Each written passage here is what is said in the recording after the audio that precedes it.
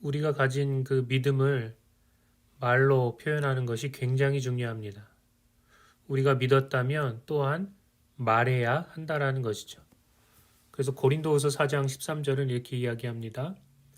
기록된 바 내가 믿었으므로 말하였다 한 것 같이 우리가 같은 믿음의 마음을 가졌으니 우리도 믿었으므로 또한 말하노라 라고 그렇게 이야기하고 있습니다. 특별히 하나님의 말씀에 대한 우리의 믿음을 입으로 고백하는 것이 너무나도 중요합니다. 로마서 10장 8절은 이렇게 이야기하죠. 그러면 무엇을 말하느냐? 말씀이 내게 가까워 내 입에 있으며 내 마음에 있다 하였으니 곧 우리가 전파하는 믿음의 말씀이라. 이렇게 이야기하고 있습니다. 그러니까 이것은 하나의 중요한 그런 영적인 원리인데 구약 시대나 신약 시대나 모두 동일하게 적용됐다는 거예요. 우리가 어떤 것을 믿었다면 반드시 입으로 고백해야 한다는 것. 그리고 특별히 하나님의 말씀에 대한 믿음을 우리의 입술로 고백하게 될 때 능력이 된다는 것. 이것이 굉장히 중요한 영적인 진리라는 거죠. 그런데 사람들이 이 중요성을 잘 모르는 경우가 많습니다. 우리의 고백, 우리의 말이 우리의 삶을 다스리게 된다는 거예요. 우리 자신을 다스리게 된다는 거예요. 고백은 마음에서 시작됩니다. 그래서 마음에 있는 것을 우리가 입으로 말하죠. 그래서 마음에 있는 우리의 믿음이 그게 뭐 선한 믿음이든 악한 믿음이든 우리의 입으로 고백되어질 때 그것이 우리의 삶에 실제가 된다는 것이죠. 영적인 것이 우리의 삶에 풀어놓아지게 되는 것입니다. 그래서 신명기 30장 14절도 똑같이 이렇게 이야기합니다. 오직 그 말씀이 내게 매우 가까워서 내 입에 있으며 내 마음에 있은즉 내가 이를 행할 수 있느니라. 이렇게 말씀하고 있습니다. 그러니까 말씀에 순종할 수 있는 능력이 어디서 나오느냐? 결국은 믿음에서 나오는데 이것이 어떤 종류의 믿음입니까? 마음으로 믿고 입으로 시인하는 믿음이라는 거예요. 그러니까 믿음은 반드시 우리에게 표현과 고백을 요구하고 있습니다. 너가 믿었다면 그것을 표현해라, 고백해라, 담대히 선포하라 이렇게 요구하고 있다는 것이죠. 우리가 마음으로 믿고 있는 바 하나님의 말씀에 근거한 믿음이죠. 이 믿음을 담대하게 우리 입술로 고백하게 될 때 그리고 거기서 더 나아가서 그 믿음의 고백을 우리가 담대하게 끝까지 붙잡고 있게 될 때 그 믿음은 우리에게 실제가 되고 하나님의 살아계심과 역사하심을 경험하게 만드는 통로가 됩니다. 그래서 지난 시간 또 지지난 시간에 우리의 믿음을 어떻게 고백할 것인가에 대해서 5가지 그래서 10가지 고백을 같이 나눴습니다. 그 10가지를 한번 정리해 볼까요? 첫 번째, 예수의 주되심을 고백하라. 두 번째, 예수가 우리의 삶의 근원이 됨을 고백하라. 세 번째, 예수와 하나임을 늘 고백하라. 네 번째, 새로운 피조물임을 고백하라. 다섯 번째, 그리스도 안에서 하나님의 의임을 고백하라. 여섯 번째, 예수가 나의 지혜요, 의로움이요, 거룩함이요, 구원이심을 고백하라. 일곱 번째, 그리스도 안에 있는 나에게 정죄함이 없음을 고백하라.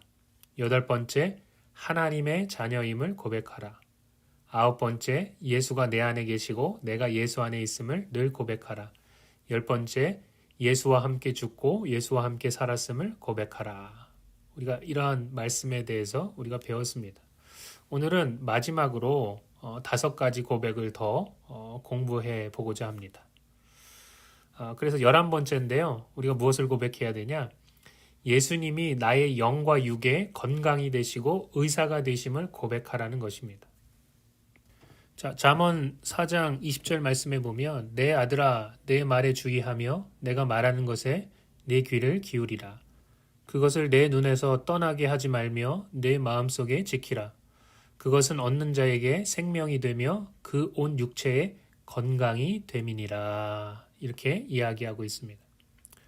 또 마태복음 8장 16절 17절에 보면 이런 말씀이 나오죠. 저물매 사람들이 귀신 들린 자를 많이 데리고 예수께 오거늘 예수께서 말씀으로 귀신들을 쫓아내시고 병든 자들을 다 고치시니 이는 선지자 이사야를 통하여 하신 말씀에 우리의 연약한 것을 친히 담당하시고 병을 짊어지셨도다 함을 이루려 하심이더라. 이렇게 이야기하고 있습니다. 또 세 번째 베드로전서 2장 24절 말씀 친히 나무에 달려 그 몸으로 우리 죄를 담당하셨으니 이는 우리로 죄에 대하여 죽고 의에 대하여 살게 하려 하심이라. 그가 채찍에 맞음으로 너희는 나음을 얻었나니 라고 기록해 놓고 있습니다. 이런 말씀들을 근거로 우리가 어떻게 고백해야 되겠습니까? 예수님은 하나님의 말씀이 되시죠? 예수님은 나의 영과 육의 건강이 되시고 생명이 되시고 나의 질병을 고치시는 의사이십니다. 예수님이 채찍에 맞을 때 나는 나음을 입었습니다. 치유는 십자가 구속에 포함되어 있는 우리를 향한 하나님의 선물입니다. 라고 고백해야 합니다. 잠언 4장은 하나님의 말씀이 우리 영혼의 생명이 될 뿐만 아니고 또한 우리 육체의 건강이 된다라고 말하고 있습니다. 사람들은 육체의 건강을 위해서 매일 건강한 음식을 먹고 또 운동도 하고 되도록이면 좋은 환경에서 생활하려고 노력합니다. 그렇죠? 그런데 운동이나 건강한 식습관이나 또 좋은 환경보다 우리 육체의 건강에 더 좋은 영향을 미치는 것이 바로 하나님의 말씀을 가까이 하고 순종하는 것입니다. 그런데 이 진리를 많은 사람들이 잘 모른다는 것이죠.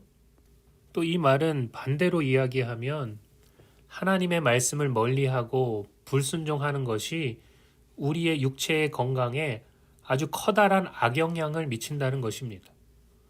하나님의 말씀은 우리에게 영적인 생명을 가져다 주고 우리를 구원할 뿐만 아니라 우리의 육체에도 생명력을 가져다 주고 이 땅의 환난과 질병으로부터 우리를 구원합니다. 그래서 시편 107편 20절 말씀에 보면 그가 그의 말씀을 보내어 그들을 고치시고 위험한 지경에서 건지시는도다 이렇게 이야기하고 있습니다. 그러니까 하나님의 말씀이 백성들을 고치는 약이 되고 위험한 지경에서 건지는 구원의 통로가 된다는 것이죠. 또 시편 103편 3절부터 5절 말씀에 보면 이런 말씀이 나오죠. 그가 내 모든 죄악을 사하시며 내 모든 병을 고치시며 내 생명을 파멸해서 속량하시고 인자와 긍휼로 관을 씌우시며 좋은 것으로 내 소원을 만족하게 하사 내 청춘을 독수리같이 새롭게 하시는도다. 이렇게 이야기하고 있죠.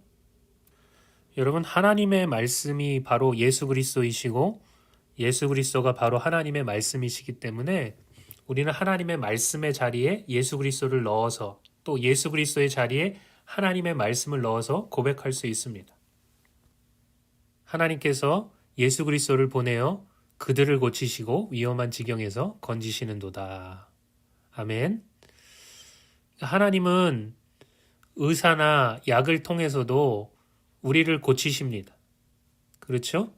의사나 약을 만드시고 우리에게 주신 분도 하나님이시죠. 그러나 우리가 잊지 말아야 할 것은 뭐냐? 예수님이 바로 최고의 의사시라는 거예요. 그분이 우리를 만드신 분이고 뭐가 문제인지 어떻게 하면 고침을 받을 수 있는지 가장 잘 알고 계시다는 거죠. 또한 하나님의 말씀이 우리의 삶의 최고의 약이고 또한 건강의 원천이 됩니다. 우리를 죄에서 구원하실 뿐 아니라 질병으로부터 치유하시기 위해서 예수님께서 대신 십자가의 고난을 받으셨습니다. 하나님은 우리의 연약함과 질병을 예수 그리스도에게 지우셨습니다. 그러므로 우리는 괴로울 때마다 십자가에 달리신 주님을 바라보아야만 합니다. 치유는 그리스도의 십자가의 대속에 포함되어 있습니다. 이 놀라운 선물을 취하는 것이 바로 우리의 믿음이라는 것이죠. 자, 12번째, 그리스도 안에 있는 생명의 성령의 법이 죄와 사망의 법에서 나를 해방하였음을 고백하라. 로마서 8장 1, 2절 말씀은 이렇게 이야기하죠. 그러므로 이제 그리스도 예수 안에 있는 자에게는 결코 정죄함이 없나니 이는 그리스도 예수 안에 있는 생명의 성령의 법이 죄와 사망의 법에서 너를 해방하였습니다. 이 말씀을 근거로 우리가 어떻게 고백해야 되겠습니까? 이제 더 이상 죄와 사망의 법이 나를 지배하지 않는다. 나는 그리스도와 함께 십자가에서 죄와 세상에 대하여 죽었고 죄와 사망의 법으로부터 해방되었다. 이제 나는 새로운 피조물로 그리스도 안에서 살아가는데 그리스도 안에 있는 생명의 성령의 법이 나를 지배한다 라고 고백해야 된다는 것이죠. 세상과 죄인들은 죄와 사망의 법의 지배를 받지만 그리스도 안에 있는 우리는 생명의 성령의 법의 지배를 받습니다. 우리는 죄와 사망의 법에서 해방되었습니다. 이 자유는 우리를 어디로 이끕니까? 이 자유는 우리를 방종으로 이끄는 것이 아니라 그리스도를 향한 자발적인 순종과 생명의 역사로 우리를 이끈다는 것이죠. 우리는 정죄하지 않고 용서하며 올가매지 않고 해방시키며 다투지 않고 평화를 이 땅 가운데 가져오는 사람들입니다. 우리는 이 세상에서 살고 있지만 우리의 시민권은 하늘에 있습니다. 우리는 이 땅의 법칙에 순응하며 살아가지만 만약에 이 땅의 법칙이 하늘의 법칙과 어긋난다면 우리는 하늘의 법칙을 따라 살아가는 사람들입니다. 죄와 사망의 법은 예수 그리스도의 십자가로 말미암아 끊어지게 되고 이제는 생명의 성령의 법이 우리를 지배한다는 것이죠. 우리의 겉사람은 날마다 낡아지지만 우리의 속사람은 그리스도의 생명으로 말미암아 날로 새로워져 갑니다. 성령님은 우리에게 영적인 생명을 가져다 주시는데 아주 풍성히 가져다 주십니다. 정죄가 아니라 용서와 긍휼의 은혜를 주시는데 한량없는 은혜를 우리 가운데 부어주셔서 하나님의 사랑으로 우리를 변화시키십니다.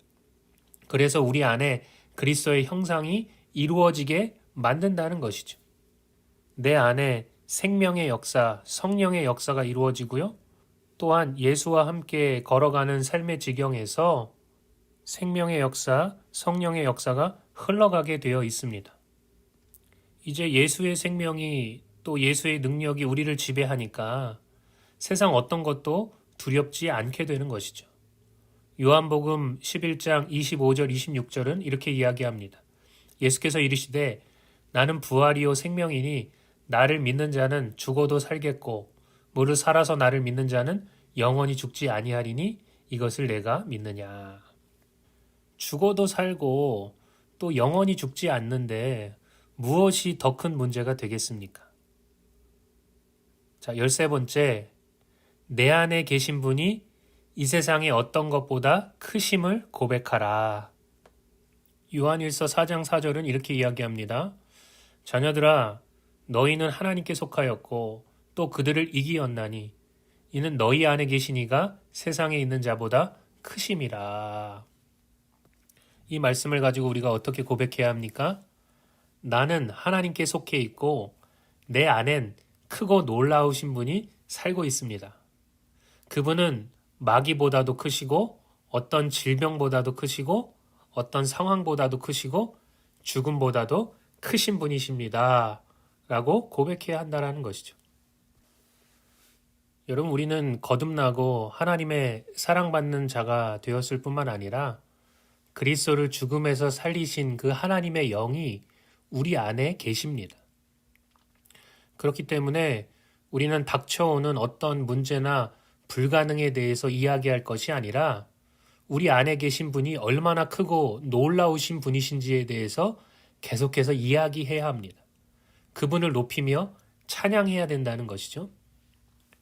구약 성경에 보면 유다 여호사밧 왕 때에 암몬 자손과 모압 자손과 그리고 세일산 주민들이 합세해서 유다 땅에 쳐들어왔습니다. 그것에 대해서 역대하 20장은 기록해 놓고 있는데 역대하 20장 17절에 보면 또 21절, 22절, 23절에 보면 이런 말씀이 나옵니다. 이 전쟁에는 너희가 싸울 것이 없나니 대열을 이루고 서서 너희와 함께한 여호와가 구원하는 것을 보라. 유다와 예루살렘아 너희는 두려워하지 말고 놀라지 말고 내일 그들을 맞서 나가라.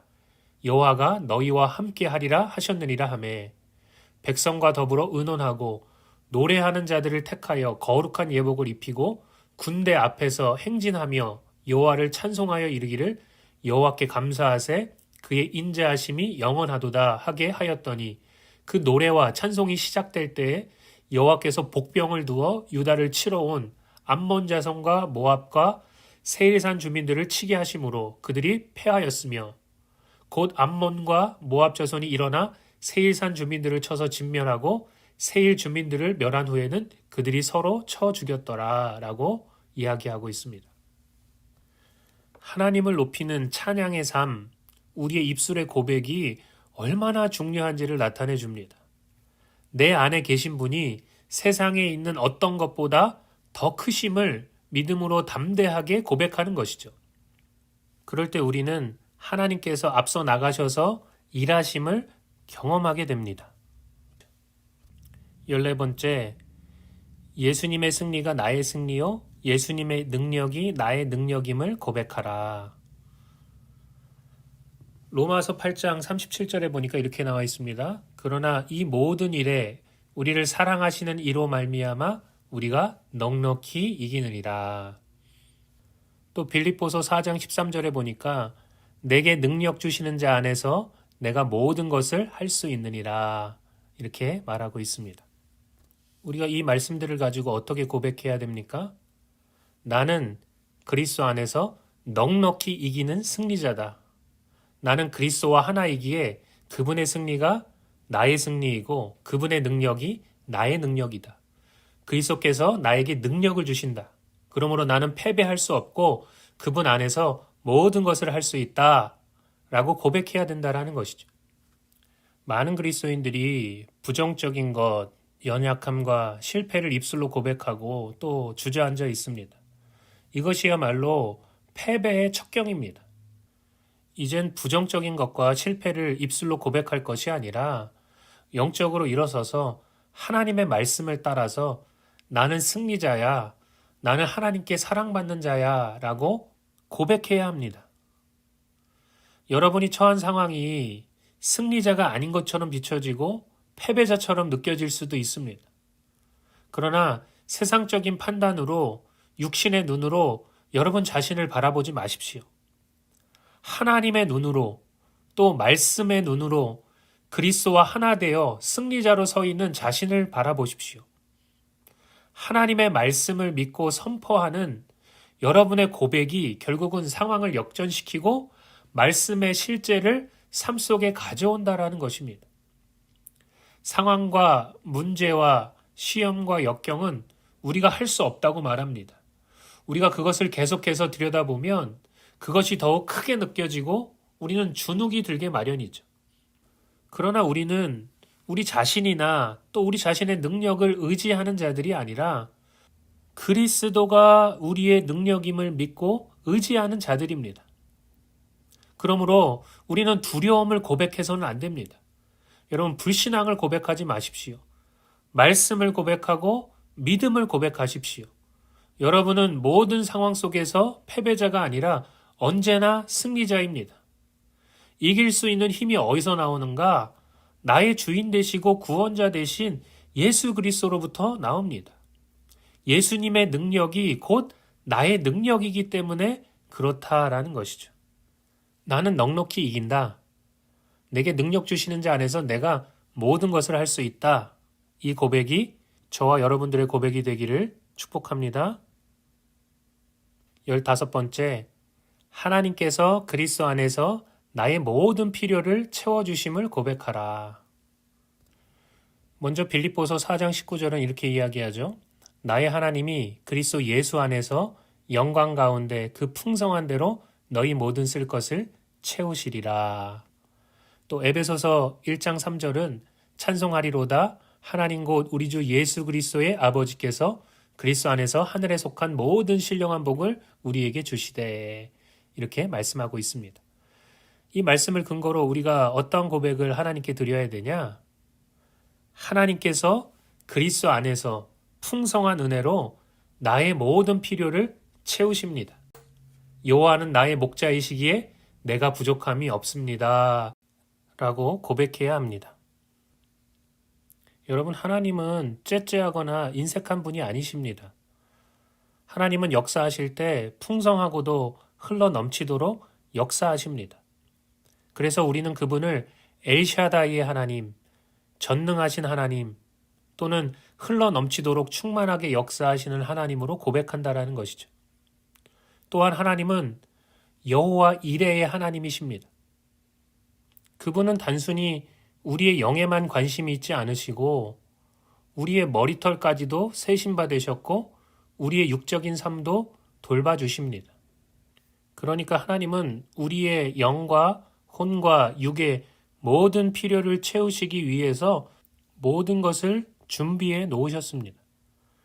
우리가 거듭나서 하나님의 자녀가 되었을 때 하나님 아버지는 그리스도 안에서 우리의 삶을 축복하시고 풍성한 은혜로 채워주셨습니다. 하나님 아버지께서 그리스도 안에서 하늘에 속한 모든 신령한 복을 이미 우리에게 주셨으니 그 우리에게 주신 복과 은혜를 발견하고 누리는 것은 우리의 몫이요 또한 우리의 믿음입니다. 올바르고 합당한 고백으로 늘 하나님의 돌보심과 공급하심을 경험하는 그런 저와 여러분들이 다 되기를 예수님의 이름으로 축복합니다. 아멘. 우리 다음 시간에 또 뵙도록 하겠습니다. 감사합니다.